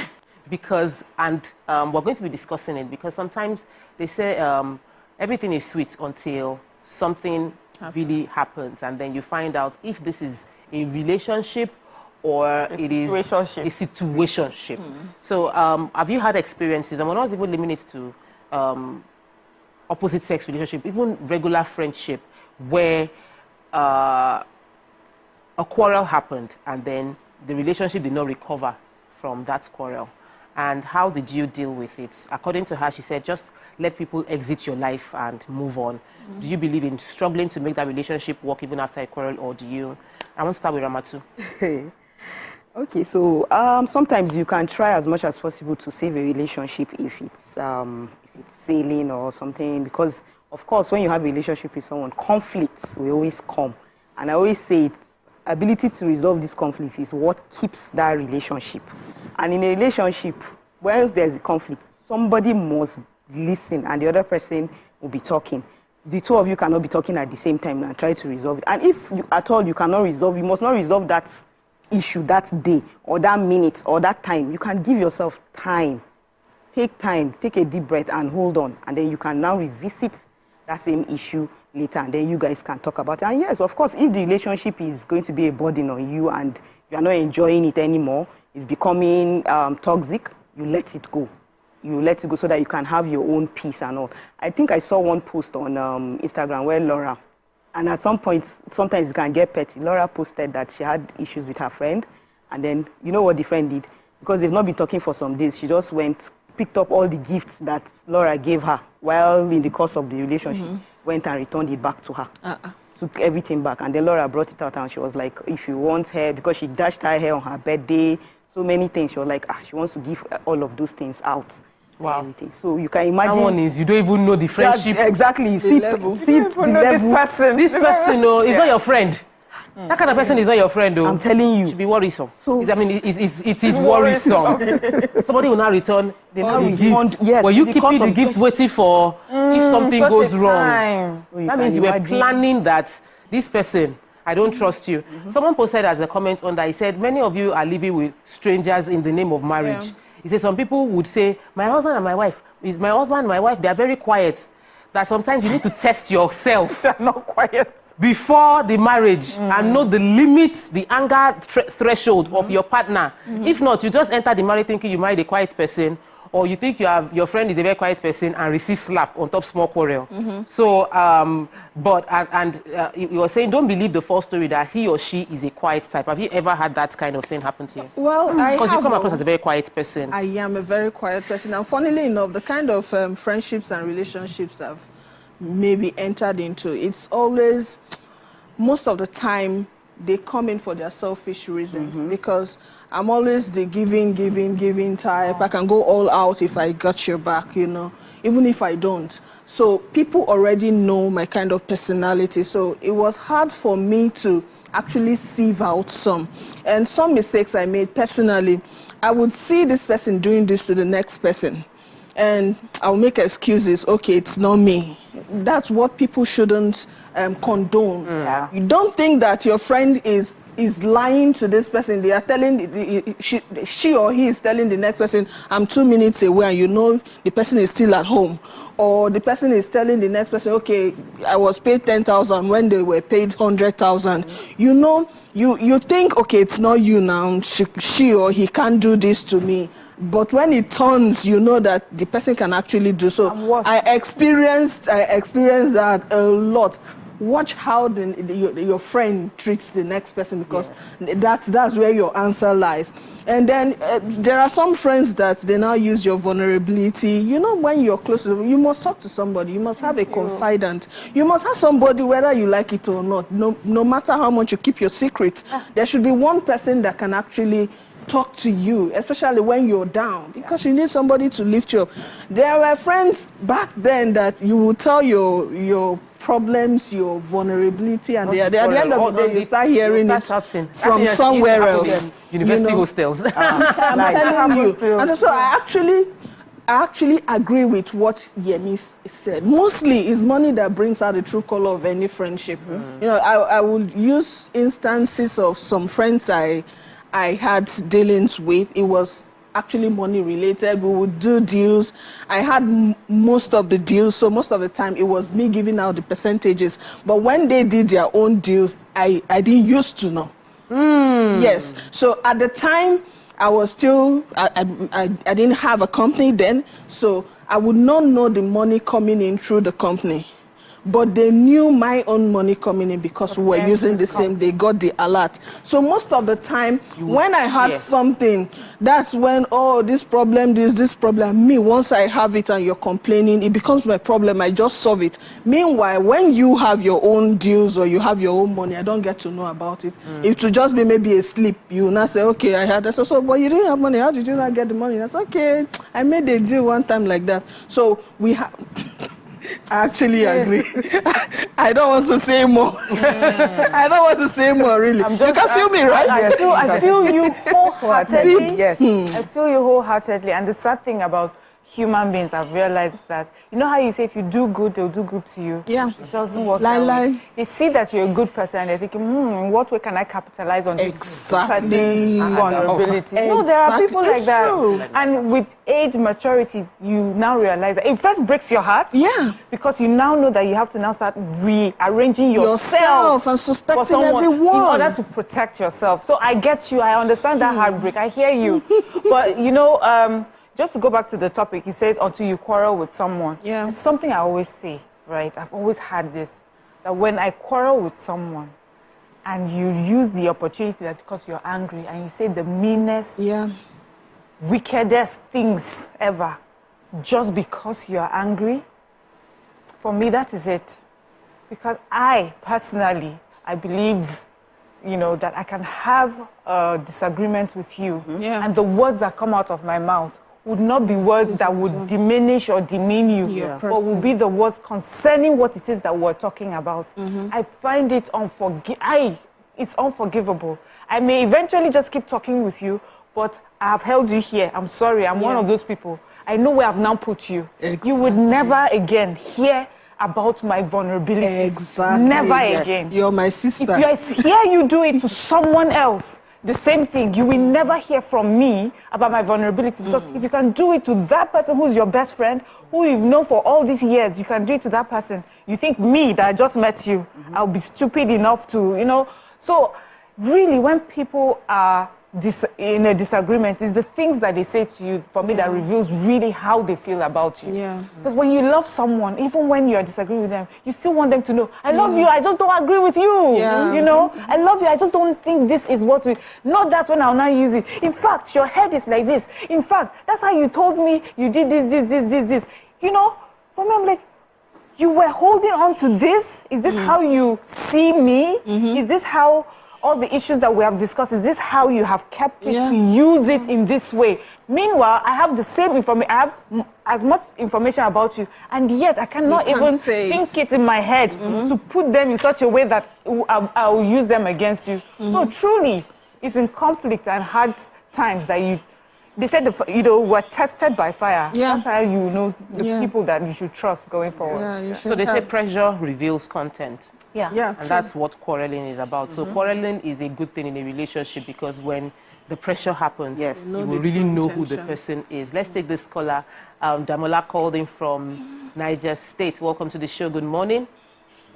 Morning, ladies. I'm coming in from Mariam's perspective. Was struggling to hear you within the volume. Okay, well, I'm coming from Mariam's perspective. Said when somebody tells you the meanest things, yes, that's true. Yes. So I'm coming from Mariam's perspective. When somebody tells you the meanest things, she finds it hard to believe. There are some people that you forgiving times and times again, and then maybe when they call you to settle you guys, you are quiet, you don't want to reveal secrets. They take advantage of that to offend you again. So I think the best thing you do is just tell them what things that come out of your mouth so they'll keep away from you. It's like sending a signal, don't do it again. Maybe someone has said it like 3 times and they're not remorseful, they keep taking advantage of your kind heart. The next thing you should do is tell them in a hard way. Keep them real hard. And maybe that one will put a stop to their silliness. Thank you so much, Damola. You know, there is another perspective to this thing. You know, when friendship is one-sided, but you did not know. So in your mind, this person is your friend, but it's in your mind. The relationship is not a mutual relationship. You know, when some girls will be like, it's my boyfriend, but the guy knows that, no, we're just together. We're just hanging out. No, nothing serious. Until quarrel or something happens, and then you realize that this person is not my friend. I'm the one thinking we are friends, we're really not friends. It's a one-sided relationship that I am thankfully now aware of, and all those kind of things. But somebody put it here that don't hurt anybody and expect them to react with love. No, be only you decrease. And it's a case of you should, I didn't mean it that way. You know, when you have issues and somebody comes and say, I didn't mean it that way, that you should let it go. You should know that I did not mean it that way. That that's if how you, I am. that's how I am. So you slap somebody and you say the person should not cry. or say the person should not slap you back, and then you're getting angry when that happens back to you. That for every time you give something, be giving only what you're able to take back. How about toxic relationships? Exactly. Those are examples. So, no, like this is not a case of just quarreling. No, this is like this person is toxic. You're in a relationship, and the friendship is a friendship that makes you feel. It makes you feel bad. So let me give an example of my son, actually, one of my twin. This is just 12-year-old in class, and we come back home and it's like, my friend said he's not my friend again. Okay. Or my friend said he's not going to do revision with me. Okay. What happened? They said, something happened in class. Somebody made jest of him, and I laughed. And he said I should not have laughed because you're not my friend. If you're my friend, you would not have laughed at somebody that was making jest of me. And he said, I'm sorry. And he said, I'm not talking to you again. So these are the first time. Some little things like that, you come back home and it's like, he said he's not talking to me again. I say, if he doesn't talk to you again, you two don't talk to him again. This is example of a toxic relationship. Yeah. You need to learn how to walk away from someone who is always dangling their friendship and manipulating you with that friendship, you know. So what are other examples that So like me now, I always tell, for my kids, I always tell them that you can always choose your friends. The only people you can't choose your family members. But your friends, you can choose them. As soon as you feel that this relationship is not benefiting you or you are not comfortable with it, let it go. Because I realize that some of my kids, right, they are very attached to friendships. Like recently, okay, when they came back, you know, you have your phone, you be talking with friends and all. So sometimes I'll just seize the phones and I'm like, bond inside, leave those ones. But when you go back to school, you continue with that kind of, with that friendship. But once you are here, you are, with you should family. Be close and all of that. Because she was telling me of one of her friends in school, they are friends, but because the other one refused to be her friend, the other one went and poured water on the other one's bed or boots. Books. And you know, and she lied about it. They asked her, "Did you do it?" She lied until they were able to. These things are really affecting children. Yes. Children are actually a lot of children. You know, the conversation around friendship should be discussed. Our parents should discuss it with their children. Discuss it very well. Because you'll be shocked to find that there are issues. So. I remember the story of that lady. So I need to take this information. There's a live transmission going on. Action Aid Nigeria is hosting the Nigeria's Voice and Leadership Nigeria Project Closeout. And the Learning and Dissemination Ceremony, which is funded by Global Affairs Canada. This event is happening at the Abuja Continental Hotel Ballroom, 3 and 4, on the 20th of August, which is right now, 10 a.m. So we are going to be signing out right now from TVC News for this particular program to start airing on TVC News. If you want to continue watching us, and probably you're watching on TVC News, just go to our YouTube and join us at TVC Connect. No, TVC Entertainment. We'll still be streaming on TVC Entertainment till the end of the show. All right, so you were going to say the story about... Okay, so there was a story, I don't know if you remember, there was a story of a girl, there were two close friends, and that one, she was into makeup. So the other friend, her brother, is into Yahoo. I don't know if you've heard that story. He's into Yahoo, and he was looking for someone to use, you know, for his sacrifice. Yahoo Plus. So that the girl had to call her best friend. She called her best friend and told her, there's makeup. I know that one carried her bag. I know, but the good thing was that the girl told her mom that this is where I am going to. I'm going to meet my friend, and this was in the east somewhere. Yes, you heard that story. Yeah. She went there. Immediately she got there, the brother, of course, he killed her, you know, took out vital parts of her body, and then they buried her at the back. Meanwhile, the mother sat and she was waiting. The mother knows the best friend very well, and the daughter told the mother that she's going to see her, you know. So the mother was waiting, called. The girl wasn't picking her calls. That's evil. Yes. That's not even, that's evil. That's evil friendship. That's a crime. Careful.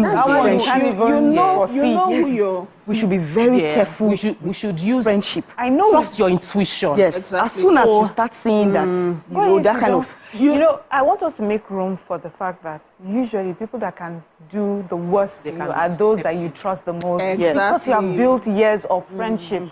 You know, so I know we say this, be very careful, but we need to also be honest that there are some times that you cannot be too careful. You will not see it because this is when fathers do things to their children, when mothers betray their children or their spouses, you know, when friends betray each other this way, the only reason they can get away with it is because you already give them trust long before. Yes. You know, so this is not even a matter of being careful, is that may we not end up with wicked people. May we not marry wicked people. May people not be our friends. Amen. May they not know us. May they not see us. May they not see our children. Because that is, in that case, you cannot be careful enough. Back to the lighter side of the conversation, though. What about where you have people that call you and say, you have not spoken to me in 3 days now. You don't know how to call somebody. I sent you a message, you did not reply. Yeah. Guess what? Still children. I saw it in my son and I'm like, if you don't let this person, they went to their cousin's place and so they were offline for 3 days. He dropped the message on Discord. He didn't reply until Monday and he said, you ghosted me. I'm not going to reply you throughout this week. Why this? As in, you ghosted me. I'm not going to. Just for 3 days. But it happens in adult friendship too. So this is where it starts. Yeah. So what you're saying, I'm seeing, as I said, my children's friends are around. So I'm seeing them struggling with friendships.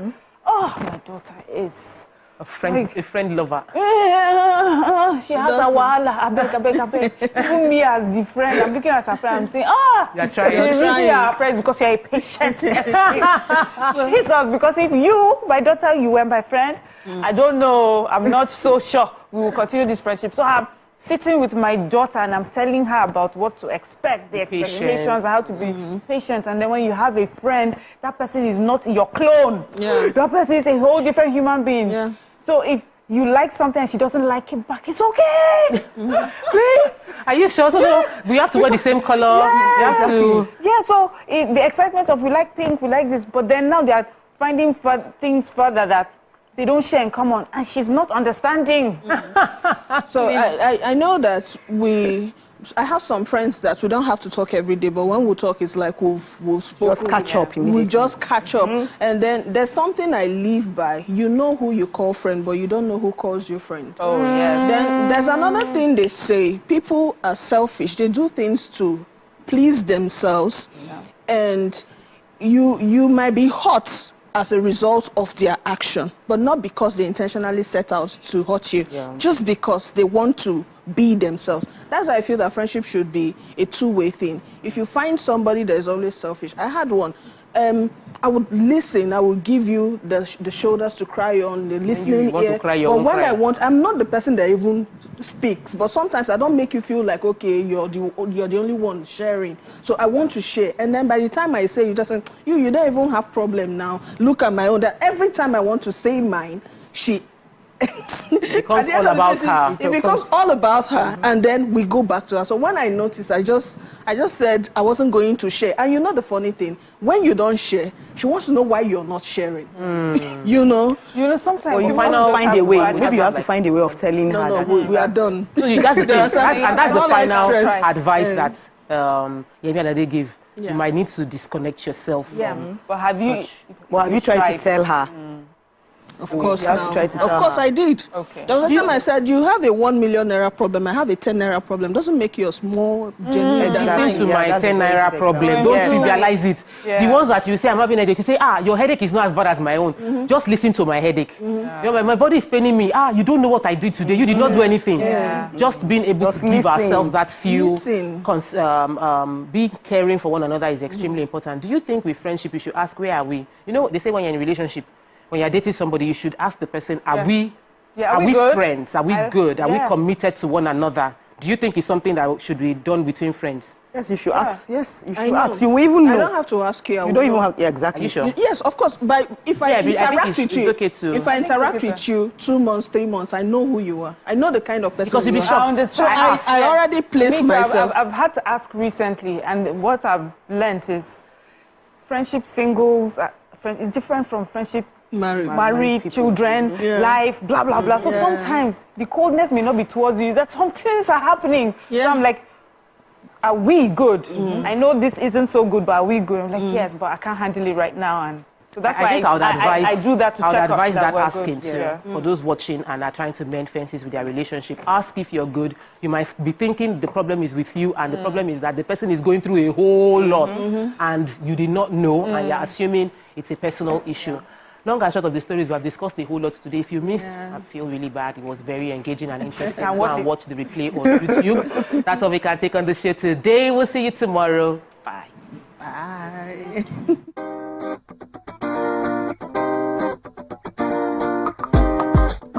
Ladies and gentlemen, we have Made Kuti in the view. It's still 7 of 7, and we've been doing a whole lot of protesting.